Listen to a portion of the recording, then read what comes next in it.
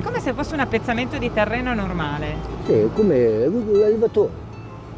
Soltanto che qua hai più sacrifici perché devi seminarla dentro le lanterne, devi pulirla ogni 4-5 giorni, dopo la lavagli, è un procedimento così, dopo la butti dentro i recintri, devi pulire i recintri sott'acqua perché si fanno le alghe anche là.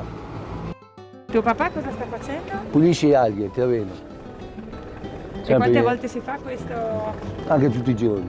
Soffocano le vongole. Soffocano le vongole. Perché l'alga si sposta. L'alga magari da un vivaio all'altro poi entrare nel tuo.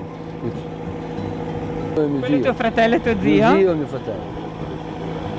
Ah, quindi tuo papà sta pulendo fuori e loro dentro? Loro dentro il centro, dove ci sono le vongole piccole, la semina. Allora praticamente loro invece stanno pulendo in un'altra maniera, con una rete. Con una rete.